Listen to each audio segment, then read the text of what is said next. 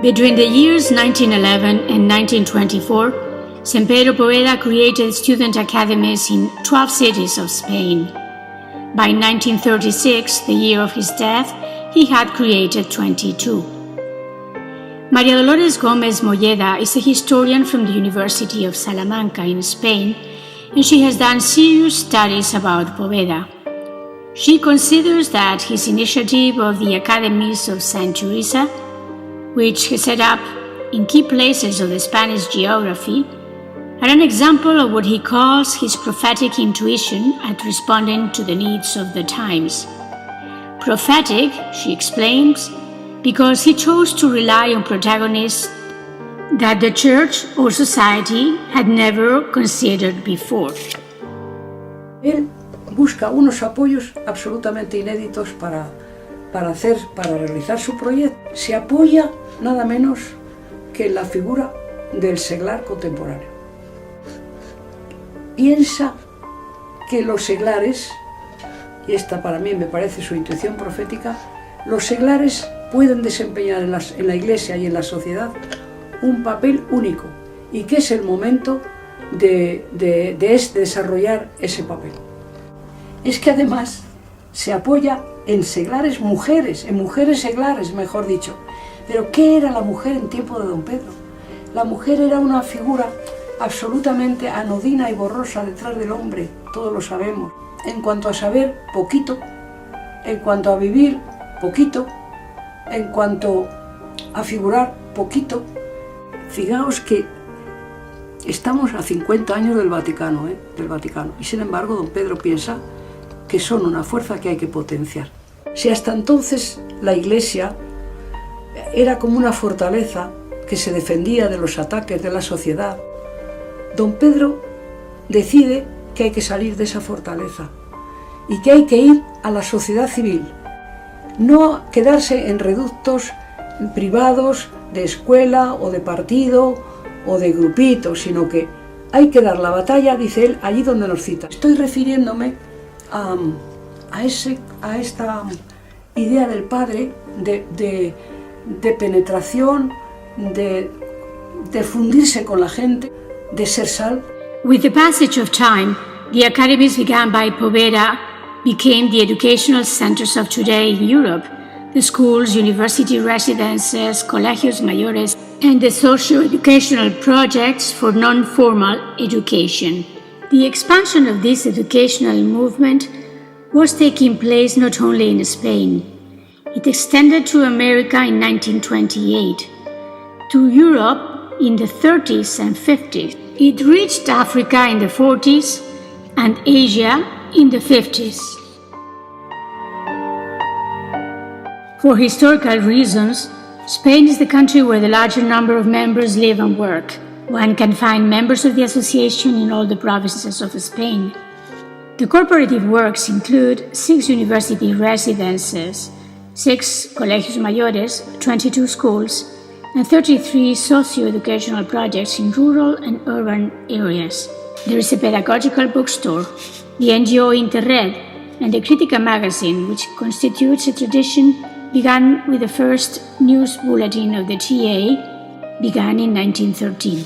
Since 1969, the Instituto de Estudios Pedagógicos Somosaguas, known as IEPS, has fostered educational renewal in Spain and even beyond its borders. The Castro Verde Foundation, through its Covadonga project, carried out in the year of 2001 a 3-year program of renewal and updating of all the schools run by the Teresian Association in Spain. In the year 2000, the TA created the Pedro Poveda Chair through the agreements between the Pontifical University of Salamanca, UPSA, and the Teresian Association. Its purpose is to promote the study of Pedro Poveda and of his writings, as well as research, teaching, and knowledge of 2 topics that center a great part of his energies: priestly ministry and dialogue between faith and modern culture. In 2010, the TA has created the chair of Josefa Segovia Mysticism and Lay Spirituality in the CITES, University of Mysticism of the Carmelite Friars in Avila, Spain. The Teresian Association arrived in Italy in 1934 when Pedro Poveda was still alive.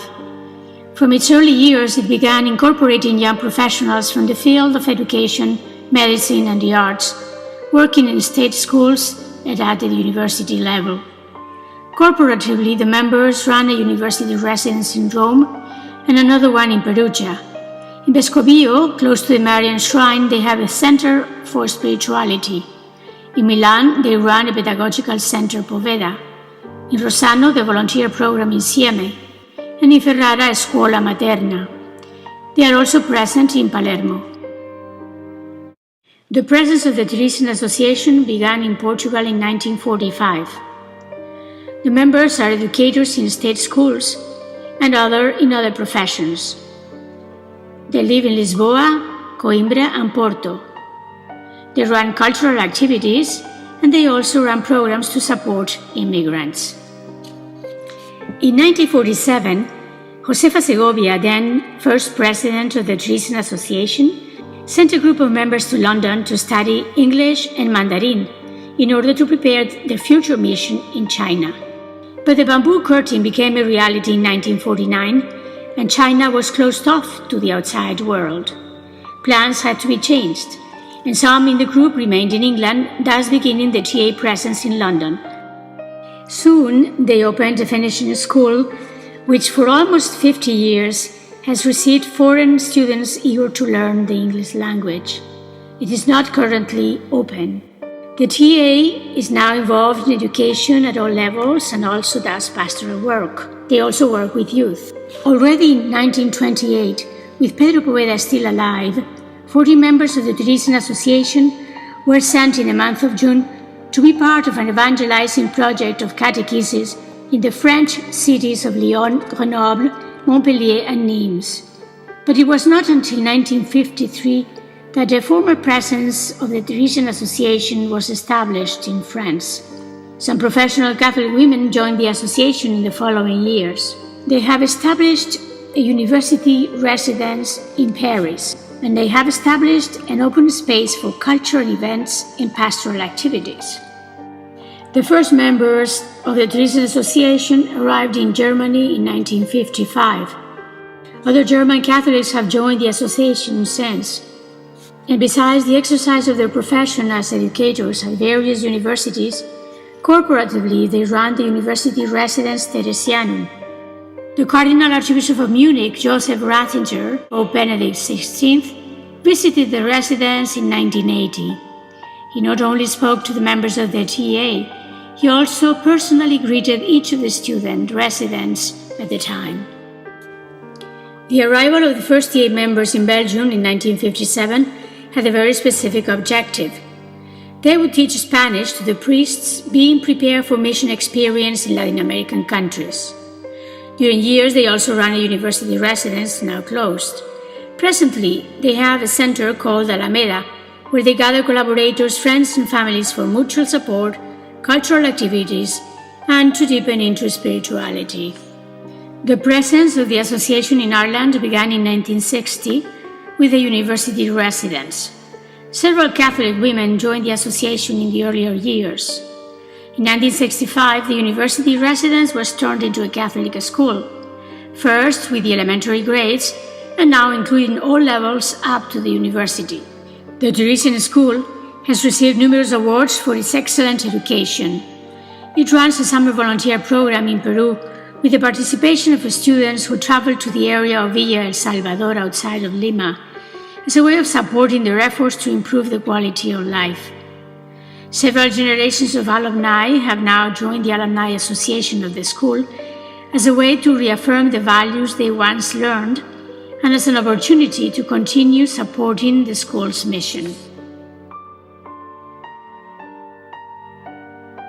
Vogliamo vivere per diffondere la spiritualità e la missione dell'istituzione teresiana, incarnare in questa realtà il carisma di Pedro Poveda. Continuemos trabajando 100 años más por el reino de Dios. Deseo pues que sigamos construyendo la idea buena de Pedro Poveda en nuestro mundo hoy. Desde Covadonga quiero felicitar a la institución por toda la vida y sobre todo por todos los proyectos y todas las cosas buenas y los sueños que nos quedan por cumplir.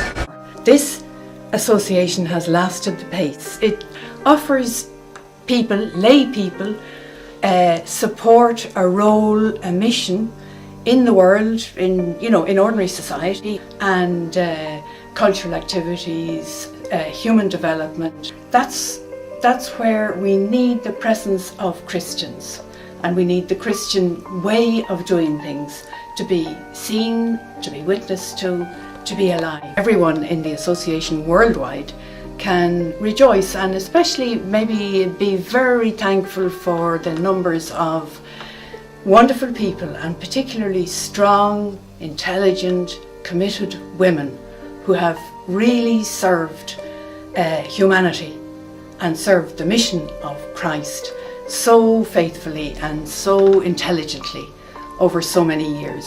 So I think we just say, well done. It's well done.